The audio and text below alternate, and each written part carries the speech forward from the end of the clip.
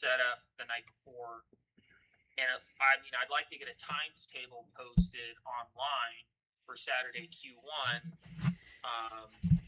instead of just how it has been before, where it's just I'm just focused on getting entries in and getting everybody signed in as soon as possible to make sure Q1 looks good. So, and what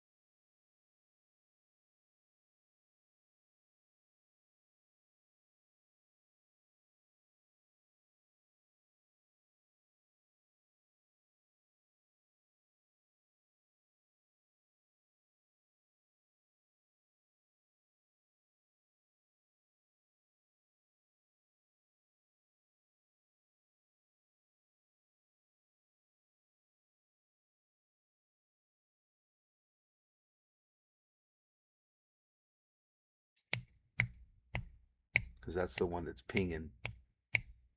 We're still good.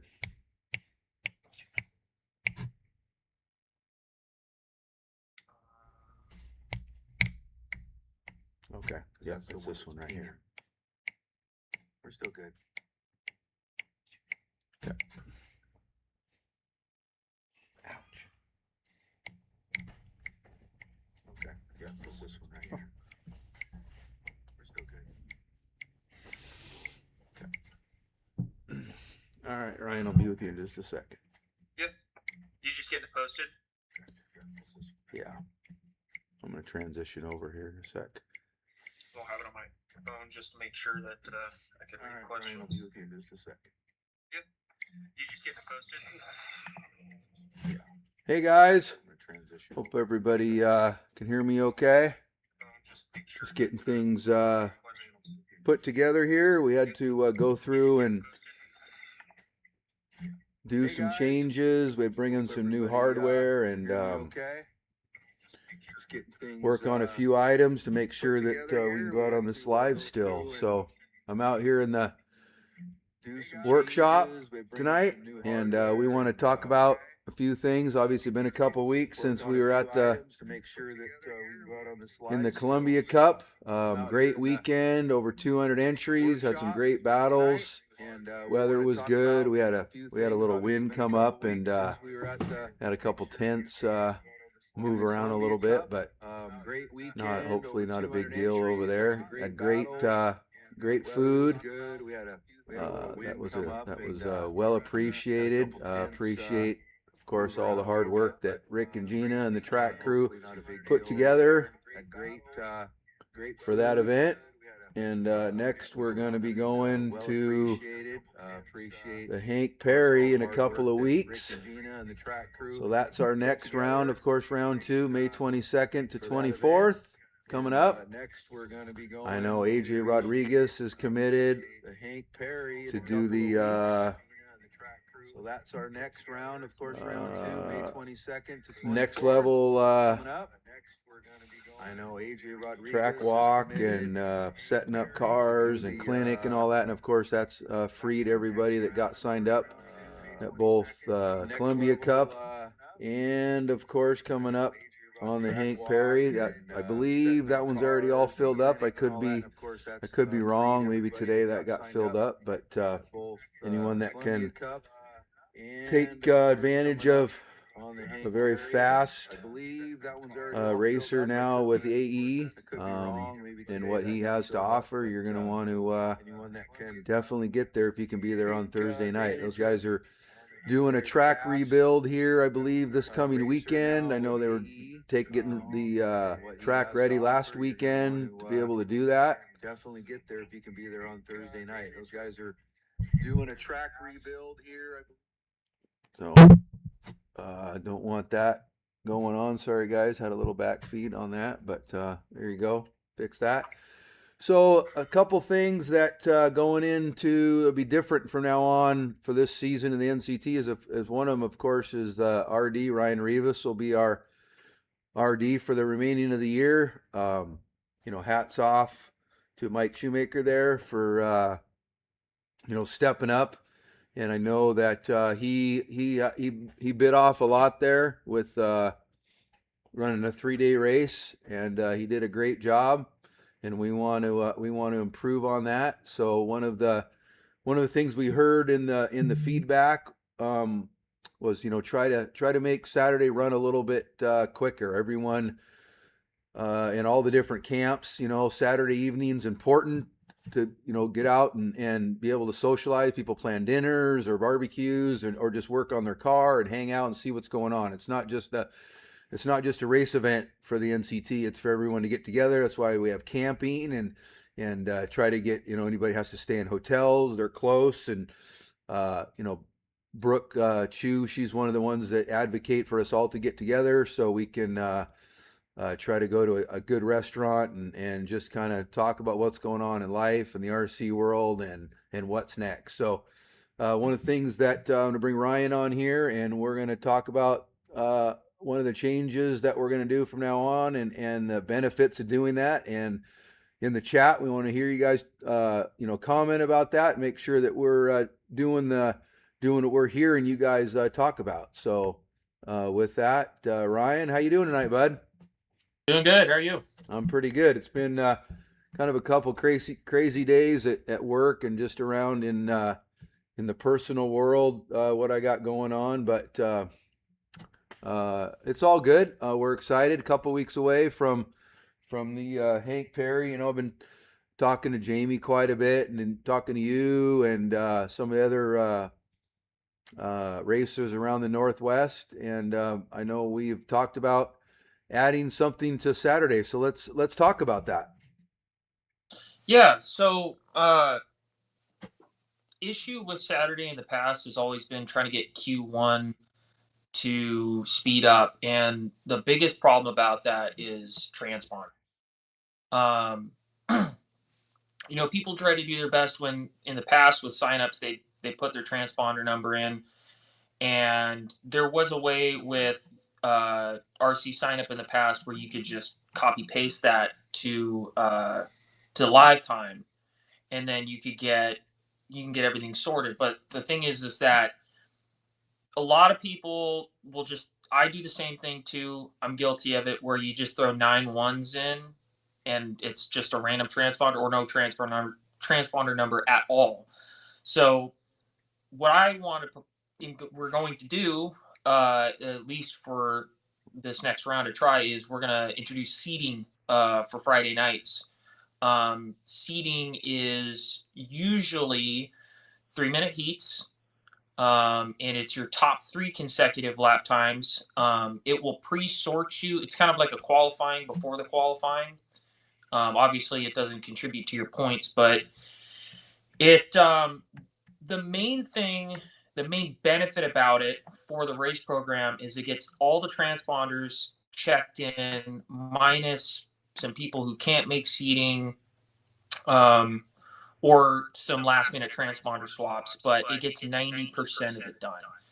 They do it at all the big races, the DNC, Silver State, Nationals, all the NISs, or the INSs. I'm sorry, the JCon INSs. I don't know if they do it at the TRCR NI anymore, but yeah, the whole purpose of it, the main point is it makes Saturday qualifying a lot faster in terms of getting Q1 shrunk. When you're doing transponders on the fly, you go from, let's say, a 2-minute transfer window into the next heat to at least 2, 3, 4, 5 if somebody has a transponder issue. And in the past, Q1 has been about 2 hours longer than Q2 and Q3. So the way this would go is we do a hardline shut off on signups at 5 p.m. on Friday. Hardline shut off. I get seating round 1 sorted up, and we'll get started with seating 1 round 6, 5:36. It's 3-minute heats, and with the track being big and us doing 10 scale, we'll just do top 2 consecutive lap times and it being a 3-minute seed.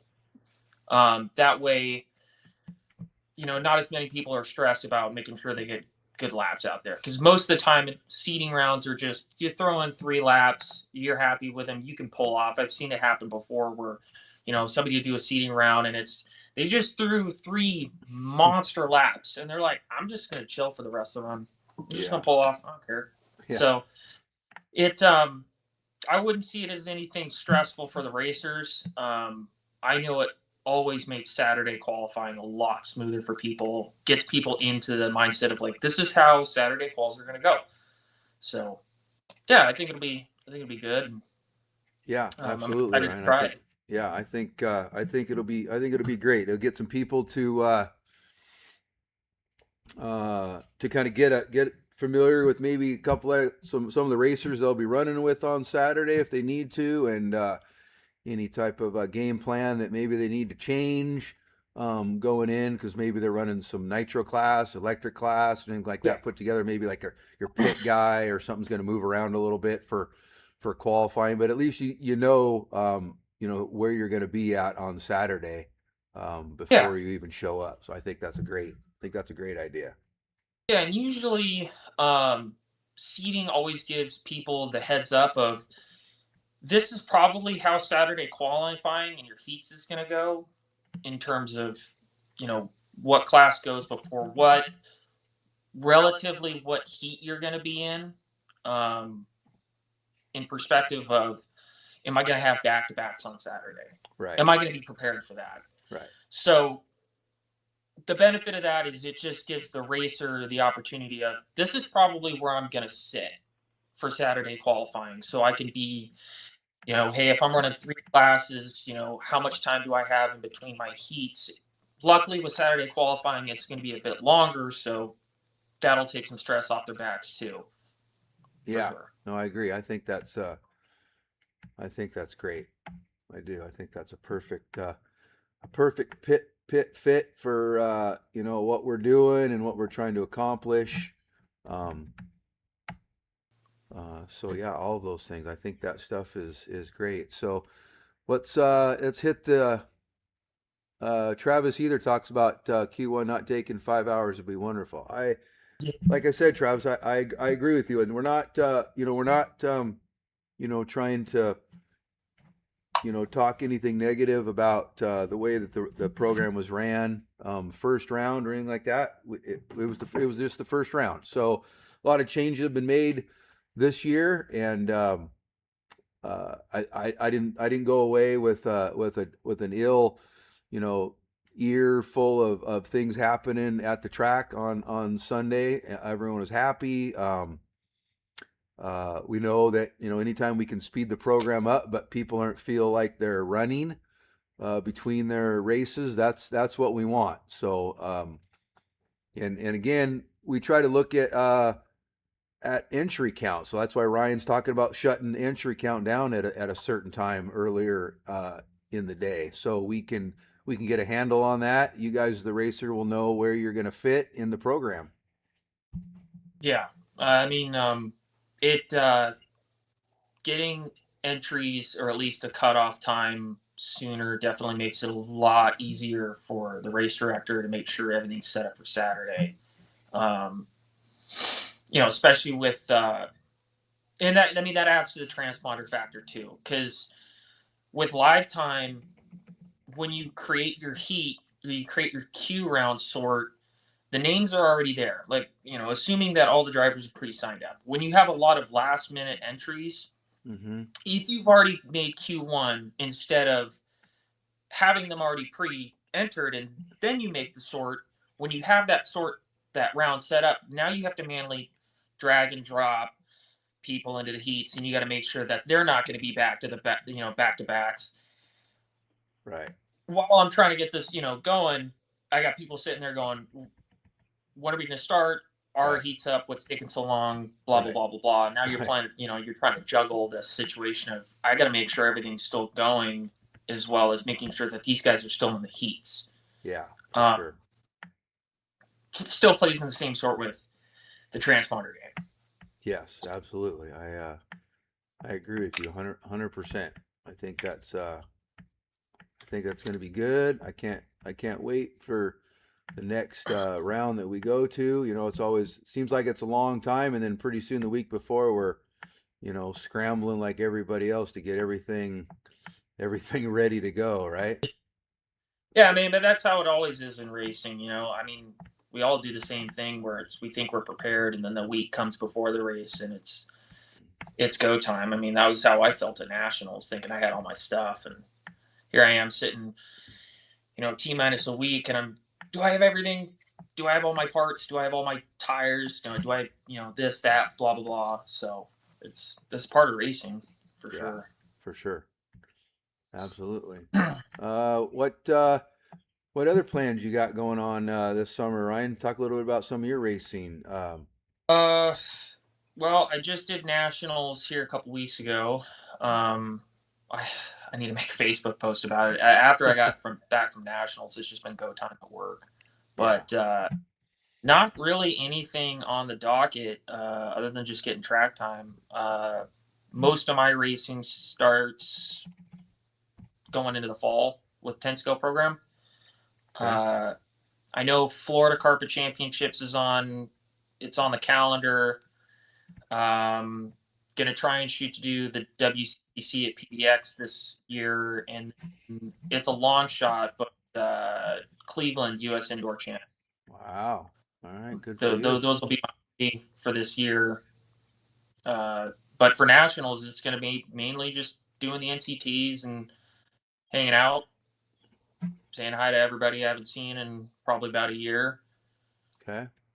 And yeah, That's so cool. it'll be a pretty relaxing summer, other than running the races and working. Yeah. And then you're also doing some stuff down there in Tacoma, aren't you? Aren't you running some of that series? No, I want to. I need to get off my butt and go back up to TRCR. I miss that track. I know a lot of people have been like, "Well, they just remodeled. You gotta get up there." I know I want to try and do the NISs this winter, but for right now, that no, I have not touched TRCR in a hot minute. Okay. But Scott's good. A lot Yeah. of memories. Oh yeah, for sure. So one of the changes at the Hank coming up, and we'll talk about it here in the next week or two. We have some change with camping location. It should be all adequate. We'll get that figured out in a post out there, but we just have to be in a different location this year going in. But it'll still be right there next to the track, just some area that we're unable to take up. And I know Jamie and RCCS and myself will make sure that's all known in the next couple of weeks before, probably the next week, honestly, so people just are prepared for what that looks like. It's just a different location on site, but that should be no problem. I think right now we're just a little under 100 entries for the pre-sign up, so appreciate that for everybody going on to the portal through Shopify and taking care of that. That really helps out, especially the people that can get their signups entries paid for. That helps those startup costs every year for the race. There's awards and other things that have to happen. So getting some funds for each track going into their event is great. And then after the Hank, looking forward a little bit. Eagles, that's coming up in July. I actually just got off the phone a little bit ago with Chad Dodd, and I understand that Eagle there and Chad Dodd have worked out that Chad will be building their track this year for the NCT. So that's great. We love We love Chad Dodd's builds. He's passionate about it. It's incredible how he runs that piece of equipment. I don't know if everyone has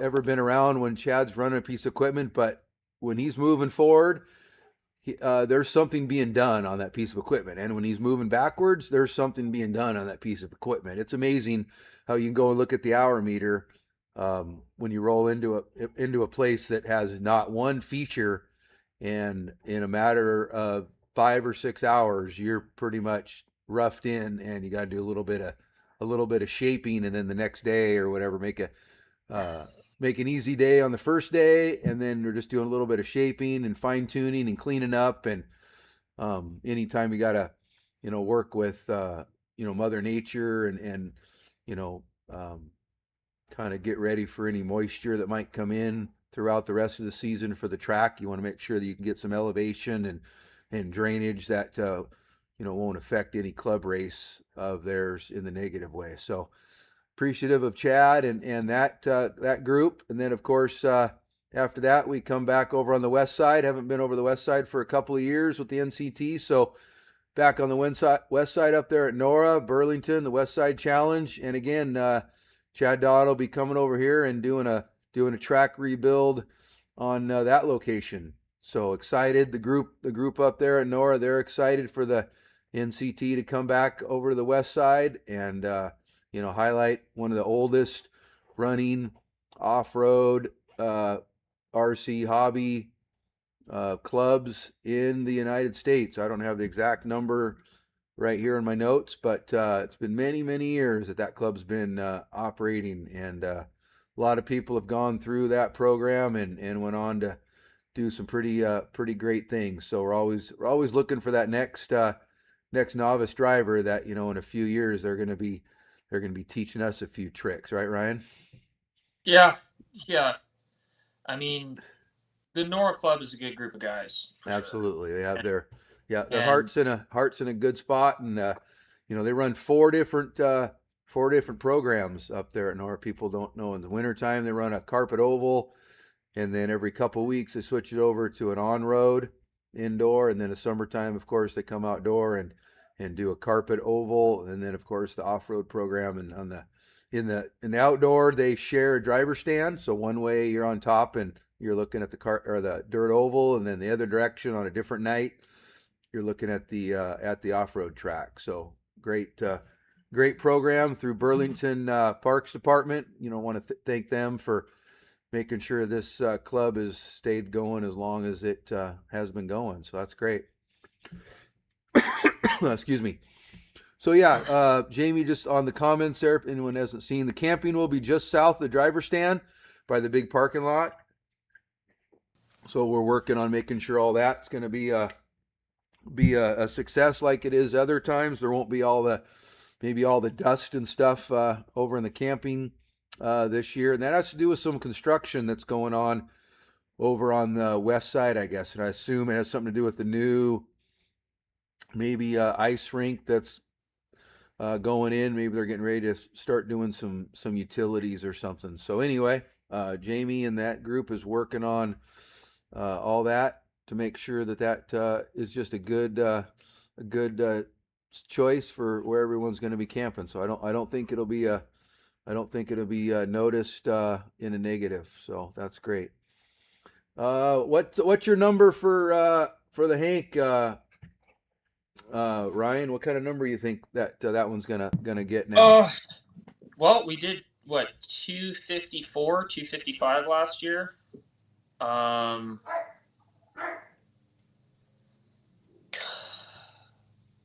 wouldn't be I don't know if surprised. it's for the Hank. I'm not sure if it was that high a number. Was it? Last year's Hank was the highest entry Okay. race. I just don't have that info in front of me. I think it was like 254. Okay. I wouldn't be surprised if we saw 260 or upwards of that this year. Yeah. Just because there's been a pretty large influx of scale, making it, people starting to run 8 scale. Yeah, for sure. No, Oregon There's a couple backyard tracks that are, a little bit more. Hey, if you race, you want to come out, race some 8 scale with us. So we might see a lot more Oregonians coming up to that race. That'd be great. Uh, That'd be great. yeah, and of course, Washington scene for 8 scale is massive. I Yes, mean, very it's much so. It's massive. yeah. Absolutely. So Absolutely. yeah, And of course, that we have that one race over on the west side. We're encouraging our folks just on the other side of the border. The Canadian friends right up there to come down and participate. Right? They have a great RC program up there with Cam RC and all that group up there. And we know there's a few that do travel down here. And of course, Evan Roth, he's going to try to hit those pretty hard this year, getting ready for Worlds. And of course, local Burlington driver, Carson Phipps, S Works and TZO and LFR, VP Fuels. He's going to be getting ready for his Worlds down there in Texas this year too. So shout out to those guys to come and run as many laps and get as high octane competition that they can get to get those local boys ready. And you got Austin Cracknell. I don't know, you never know what Austin where he's going to pull out in the RC world. It sounds like he's really in the 10th scale right now, but I hope he comes out and pulls out his 8th scale. You hear anything about him, Ryan?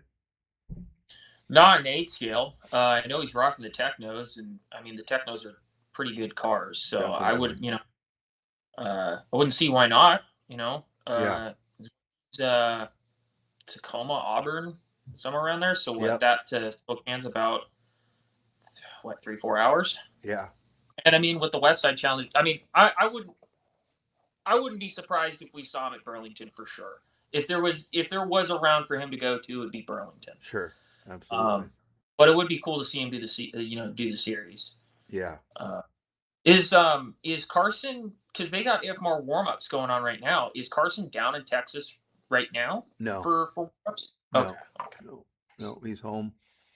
Gotcha. He's home, so he'll be his local track is Burlington, so get that one prepped out. Hopefully, after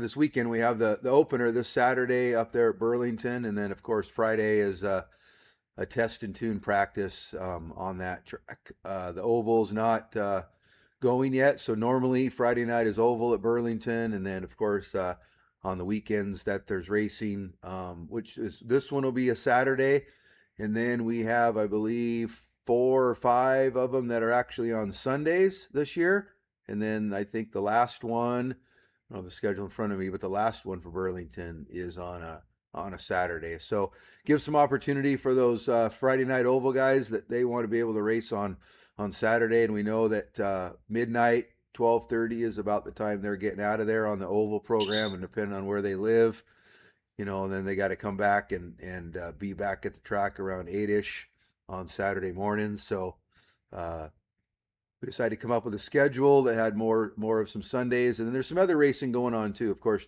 Die Hard just south of us there, they have carpet off-road and dirt off-road, and they also have an oval track there also. So didn't want to compete and try to drag people and make them have to decide on a Saturday which direction that they're going to go. So this way it gives the opportunity to run a Saturday somewhere, and maybe on a Sunday hopefully they can come up and experience NORA for the people that can do that.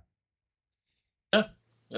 I mean, you guys got a lot of tracks in that combined area that all offer 8-scale racing. I mean, dude, I know if I was up there running 8-scale, I'd be in hog heaven. Yeah, definitely. And the 10th scale, we have a... Yeah, I mean, 10th scale, you got TRC era, you got the Die Hard scene. You could race 10th scale at Burlington. It's 10th scale dirt, too. Yep. And, I mean, you got 8 scale and oval. I know the oval guys up there are hardcore. Absolutely. You got Die Hard, Creekside, and NORA, and those guys are always racing at each other's tracks. I mean, they're quick.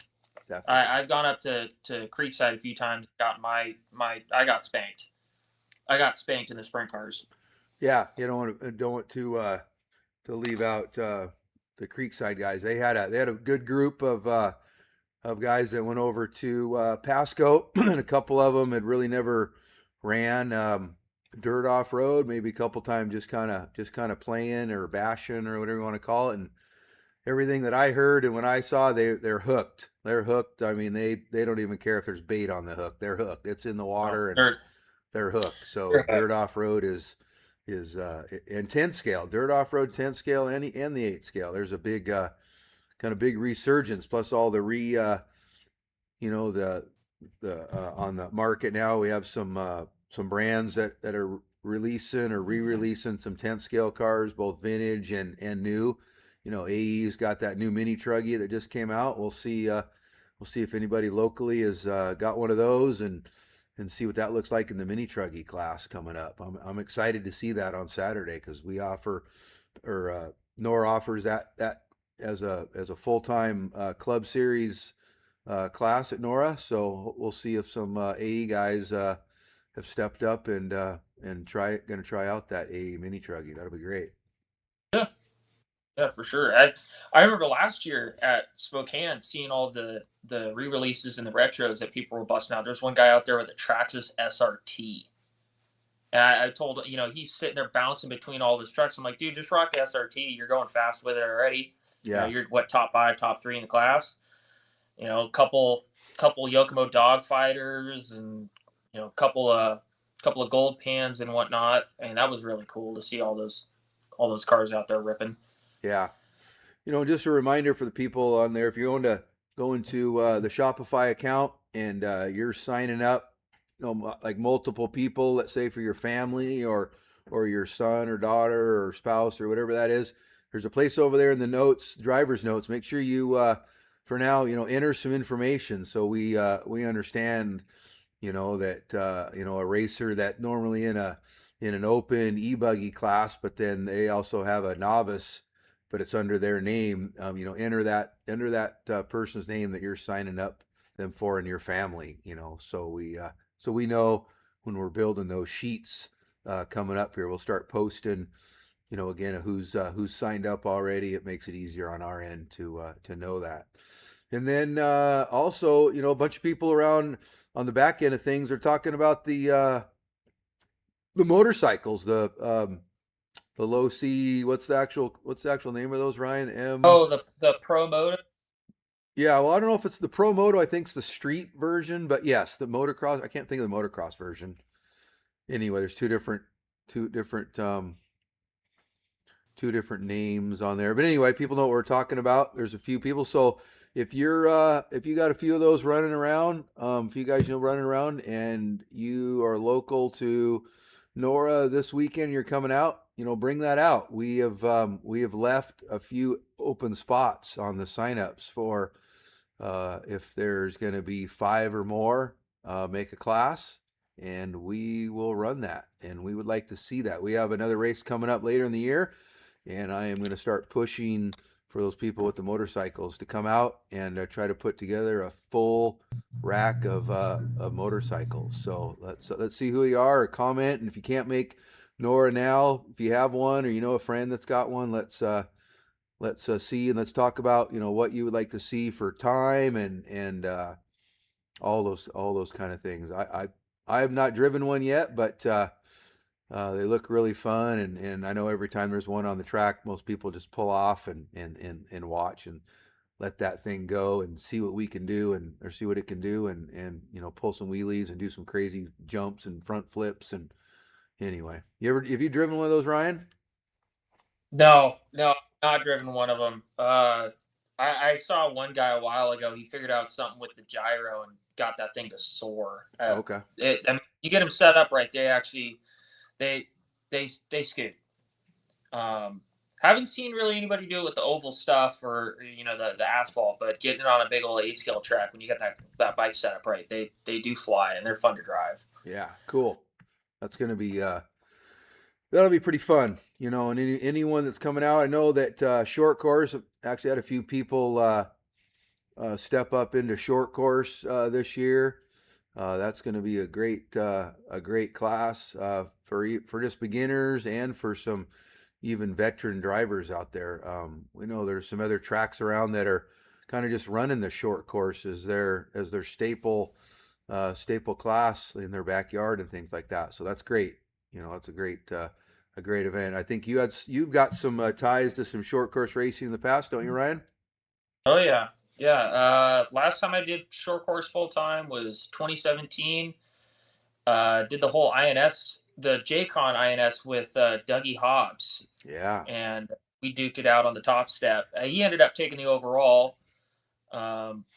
Pretty much, smacked me through the whole series, but I did get his number on the last round, so at least I got one dub up on him. There you go. But Is he? yeah, I know he's going to try to make a couple this year. Is he? Is he still having any oh short yeah, course? he's gonna be at Spokane. Yeah, for He's sure. gonna get, he's I don't know if he's gonna rock short course, but I know he'll be at. I'm gonna stay with him. I just called him the other day, and I just asked, like, "Are you gonna do the NCTs?" And he goes, "I'm gonna at least do Spokane for sure." Right on. But no, I didn't. I didn't ask him what classes he was rocking. Yeah. So Nice. Well, there you still go. has Hey, that short course. Still what's has that? that short course. He still has the short course from 2017. So Wow. I don't think he'll ever bust that out though. Yeah. Oh, that's crazy. What is the old man? Does the old man have one too? Kevin? Yeah. Uh, I know they got that Traxxas Telluride thing that they were messing with years ago. Oh. It was hodgepodge of Traxxas parts, and it just looked so weird, but it was fast for some reason. I mean, it that was the last time I saw Kevin messing with a short course truck. I don't think he has one. Oh, okay. He's mainly doing on road. They've been rocking the on road cars, and then if anything's e buggy. And I know Kevin had a tool buggy last year. He had that 22X when it first came out. It actually looked good. Yeah. Yeah, for sure. Absolutely.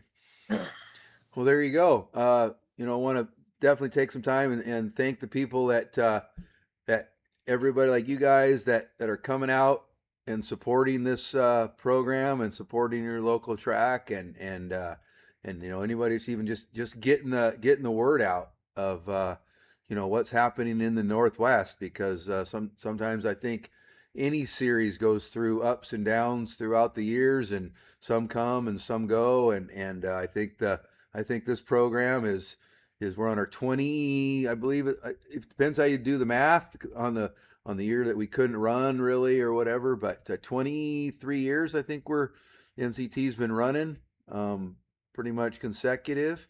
And the people behind the scenes like all the RDs that have announced throughout the years and we have a board going on now. So Jamie Nash and Brooke Chu down there in Oregon, taking care of the secretary and making sure all that stuff, the secretary role, and make sure all that happens. And then I'm diving into making sure we get all the information out to you guys as soon as possible, and want this channel to grow and try to get information out, and we'll get better at it. We'll get better content happen as soon as we get this stuff kind of figured out more. We went and kind of did a reboot with our equipment and what we're using over the last couple of weeks. We had some internet issues and we had a couple different program issues. They all kind of happened at the same time. So apologize for those last couple of weeks that weren't it weren't very good, but it happens. I mean,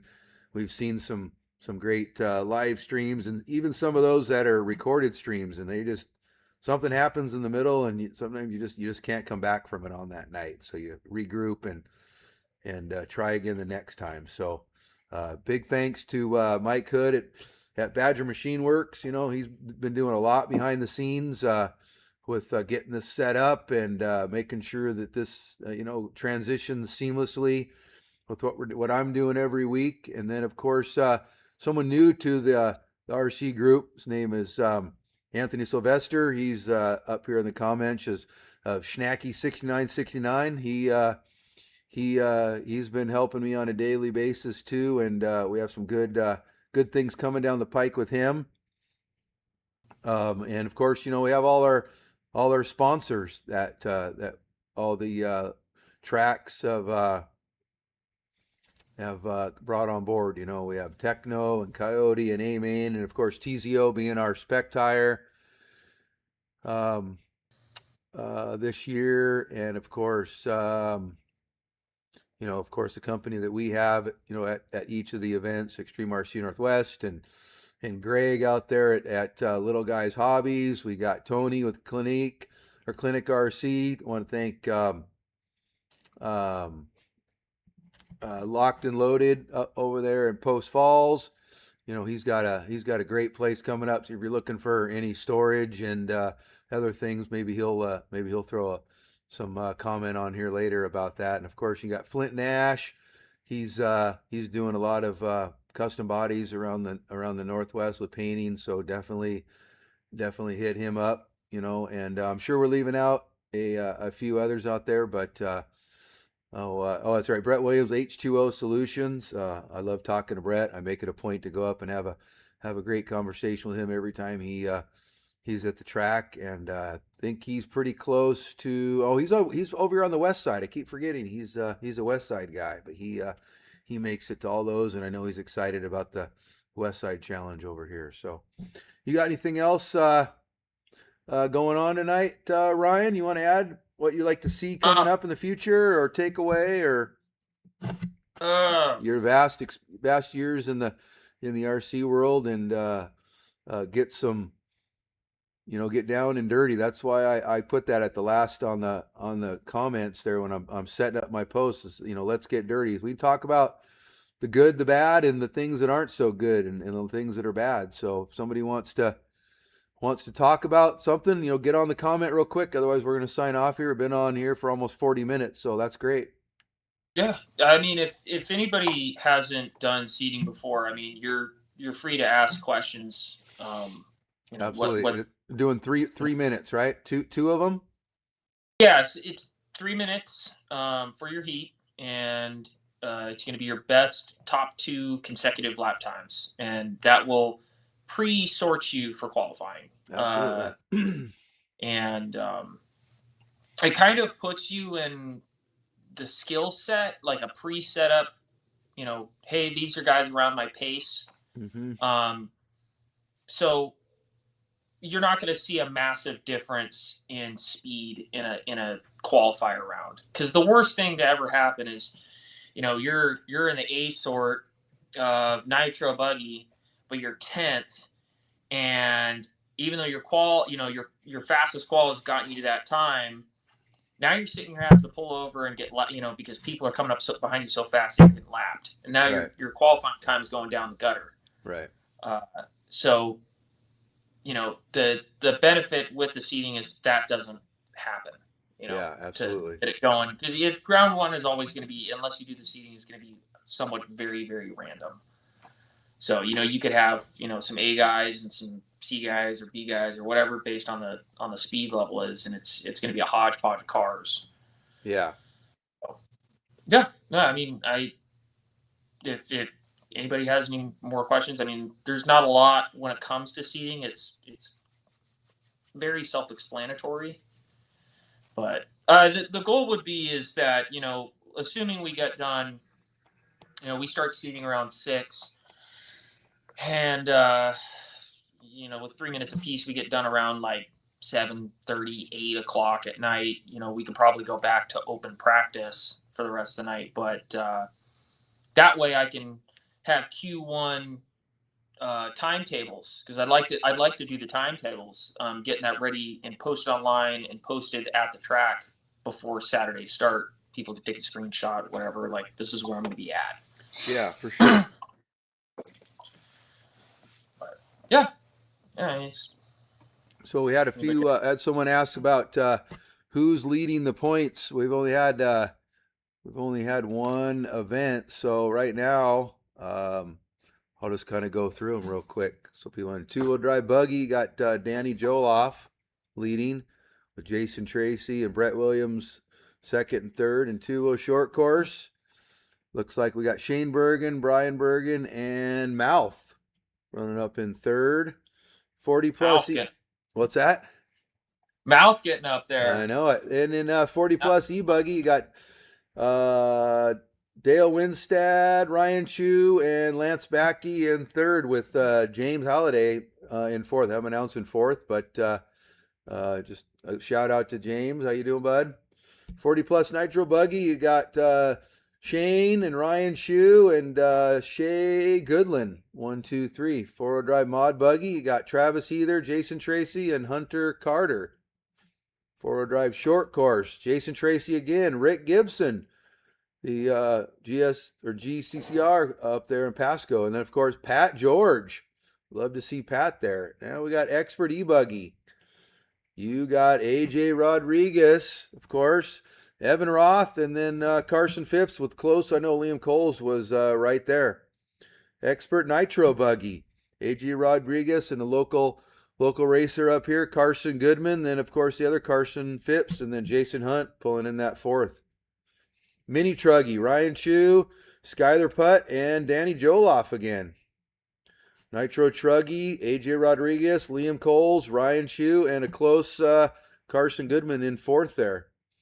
And then we'll go to our novice, our future drivers that one of these days we hope to be taking lessons, some tips and tricks from them. But you got Josh Carter, you got B-Rad, which is Bradley, and Cyrus Canos, Julie Dorian and Hayden Canos, Brody Carter in 6th, Jared Moore in 7th, and Ilsha Schmidt in 8th place. So hey, congratulations to those novice drivers there at Pasco. Hope to see you at the Hank. Open E-Truggy, you got I'm just gonna say it, the crazy Canadian, Evan Roth, Dale Winstad, Lance Backey, and old Andrew in 4th right there. Nice job, Andrew. Spec Tire E-Buggy, we got Jake Pedersen, Monty, Joe Dorian, Dan Rico, local guy up here, and Corey Johnston pulling up into the 5th place.